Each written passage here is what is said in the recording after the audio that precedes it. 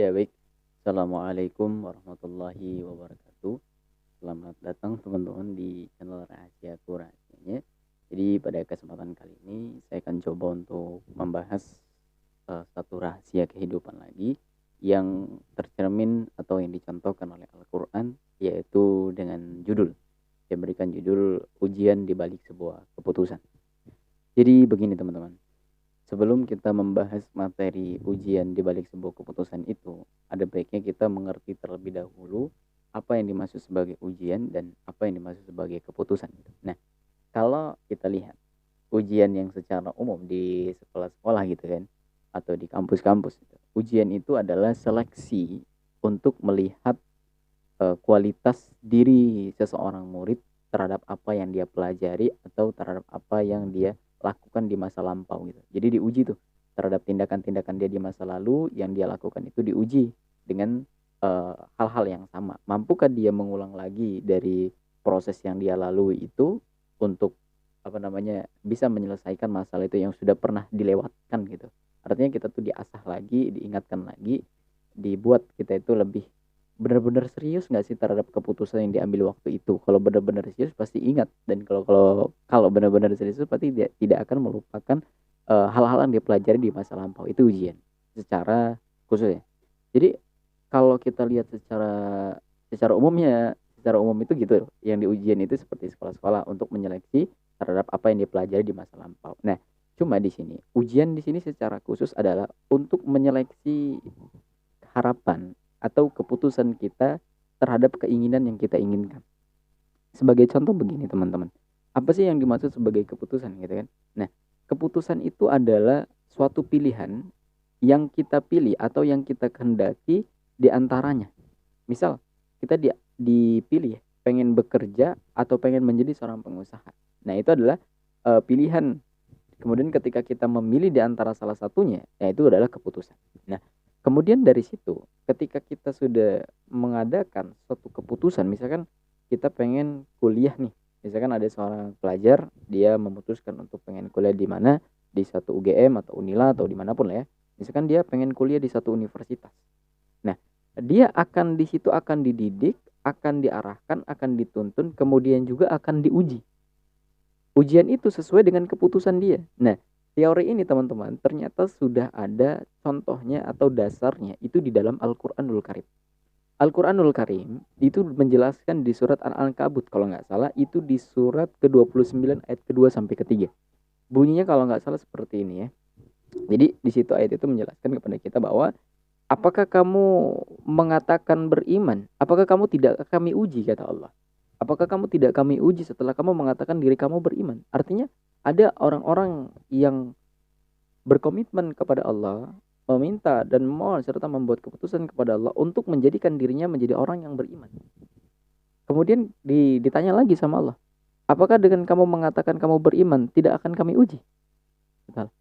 Terus di ayat ketiganya, pasti akan kami uji untuk membuktikan antara yang dusta, antara yang main-main dengan yang serius-serius, antara yang sungguh-sungguh, antara yang benar atau yang dusta. Untuk membuktikan itu. Jadi orang yang beriman aja itu diuji keimanannya. Dia benar-benar nggak dengan keimanannya, atau dia hanya berdusta, hanya main-main saja. Nah, ternyata teori ini pun bisa kita terapkan di kehidupan kita dengan peristiwa yang berbeda, teman-teman. Sebagai contoh seperti ini. Tadi tentang keputusannya orang-orang beriman ya. Maka orang-orang beriman itu akan diuji di surat Al-Baqarah 155 itu dengan sedikit ketakutan, kekurangan harta, kekurangan jiwa, diguncangkan segala macam.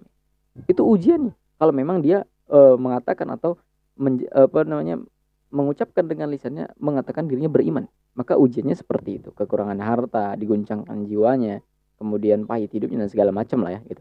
Nah, ternyata teori itu adalah teori orang beriman. Cuma di sini saya akan belajar dari pengalaman saya pribadi, teman-teman. Ini pengalaman saya pribadi itu ada 4 contoh. Ternyata teori itu, teori Al-Quran itu bukan hanya diterapkan pada orang-orang beriman saja. Bahkan kita pun dalam aspek kehidupan kita pun bisa menerapkan hal yang sama gitu. Jadi ini bisa juga menjadi dasar kenapa kita tuh tidak berhasil dalam melakukan suatu keputusan yang kita lakukan gitu.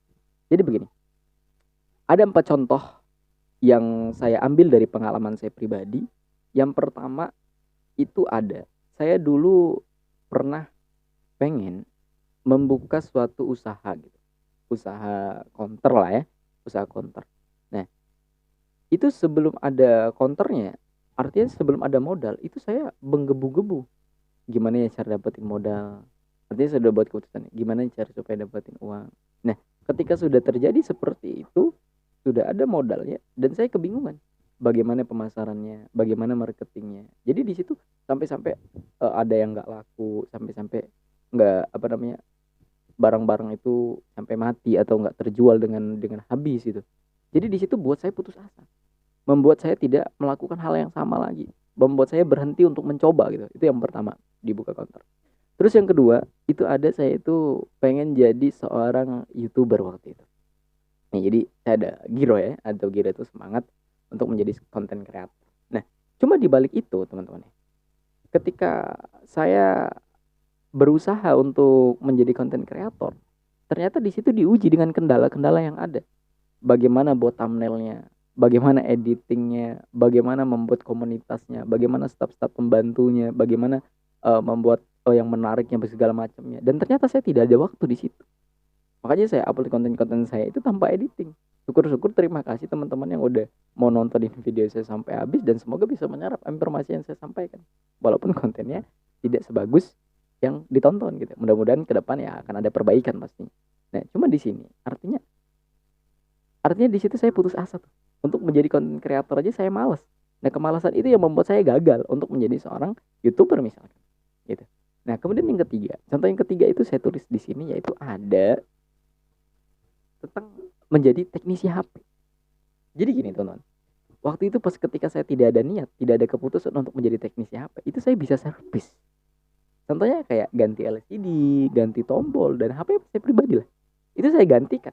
Nah, kemudian kayaknya ada penghasilan nih dari servis nih. Soalnya waktu itu pas belum ada keputusan untuk menjadi teknisi HP, itu uang itu datang terus teman-teman. Saya jual, dapat lagi, saya jual, dapat lagi, saya jual, dapat lagi. Ketika saya putusin, kayaknya saya bagus nih, berpotensi untuk jadi teknisi HP. Saya beli alat-alatnya lah. Mulai dari blower uap, mulai dari power supply, mulai dari beli obeng-obeng dan segala macamnya. Ternyata di situ diuji dengan kendala yang kedua.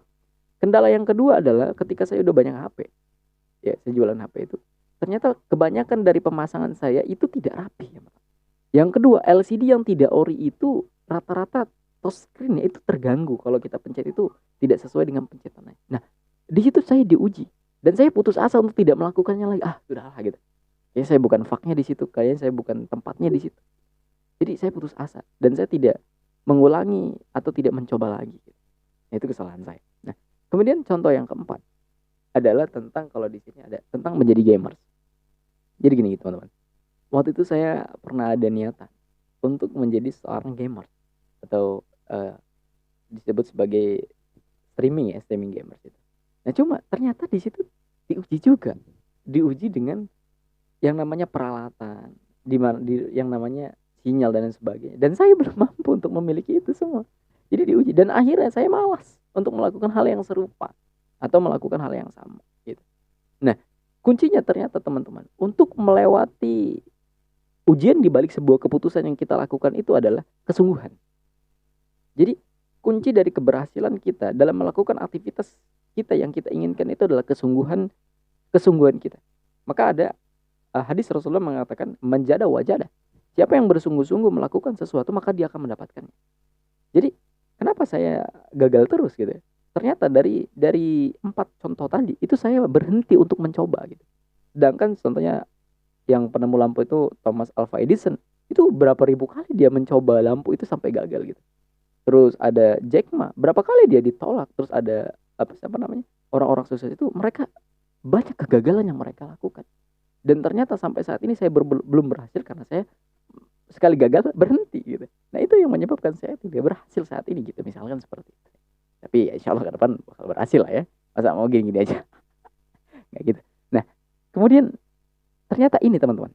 Yang pertama itu, misalkan kita membuat keputusan, kita pengen menjadi seorang apa, misal menjadi seorang akuntansi, menjadi teknisi komputer. Nah, maka bersungguh-sungguhlah di situ, serta menerima ujian, serta halangan-halangan yang atau rintangan-rintangan yang ada di balik keputusan itu. Misalnya kayak saya tadi, misalkan saya jadi seorang konter HP. Nah, maka bagaimana caranya supaya saya itu terus melakukan hal itu sampai saya itu bisa menjadi orang yang berhasil. Buktinya apa? Buktinya banyak orang-orang yang counter berhasil, atau orangnya kaya raya misalkan, banyak seperti itu. Karena kesalahan saya adalah saya tidak melakukan hal yang sama secara berulang. Itu kesalahan saya, teman-teman. Nah, maka ini buat teman-teman, supaya teman-teman bisa belajar dari kesalahan saya untuk tidak melakukan hal yang serupa. Jadi teman-teman membuat keputusan kehidupannya, dan silakan teman-teman untuk serius dan bersungguh-sungguh terhadap keputusan itu, serta menerima rintangan-rintangan dan halangan-halangan yang ada di dalam keputusan teman-teman yang teman-teman putuskan. Kemudian yang kedua adalah, kalau di sini kesungguhan, yang kedua ini ada pantang menyerah. Pantang menyerah itu konsisten, tetap melakukan. Misalkan teman-teman mau jadi seorang YouTuber, ya konsisten aja, konsisten melakukan upload video, terus perbaiki, terus berbenah. Suatu waktu, suatu saat pasti akan ada saatnya yang menghasilkan apapun bentuknya. Misalkan usaha dagang kok sepi, terus aja dagang, terus memperbaiki, improve apa yang salah, kok bisa dagangnya sepi, pasti akan ramai pada waktunya, pasti akan ramai pada saatnya. Terus yang ketiga ada juga di situ, terus mencoba. Jadi di sini dia tidak pantang menyerah, dia tidak putus asa, dan tugasnya adalah terus mencoba, terus melakukan, dan terus memperbaiki apa yang salah dan apa yang kurang. Dan dia pasti akan berhasil di situ. Sama nih kayak konten YouTube saya nih. Nah, ini kan burik sih. Maksudnya burik itu tidak ada editing, kemudian tidak ada lagu-lagu dan segala macamnya. Kamera juga masih Vivo Y51 gitu kan. Tidak memberikan kualitas terbaik serta pelayanan terbaik untuk teman-teman. Cuma saya tidak membahas tentang kontennya, tapi bagaimana materi saya itu bisa teman-teman praktekkan, atau ilmu yang saya alami gitu, teman-teman bisa melakukan untuk tidak melakukan hal serupa atau kesalahan yang sama dari pengalaman saya gitu. Dan semoga teman-teman bisa tercerahkan dengan kesalahan saya, atau teman-teman bisa tercerahkan dengan lubang-lubang yang pernah saya lalui dalam kehidupan saya, sehingga teman-teman tidak terjebak pada lubang yang sama. Itu aja intinya, saya berbuat. Dan doain aja teman-teman, semoga ke depan juga channelnya lebih berkualitas lagi, lebih ada editingnya segala macam lah ya. Doain aja. Dan untuk support channel ini silahkan di uang parkirnya di subscribe, sama di klik ininya, tombol like-nya gitu. Ya, itu aja teman-teman. Mudah-mudahan bermanfaat. Saya Teddy Aliansa pamit undur diri. Assalamualaikum warahmatullahi wabarakatuh.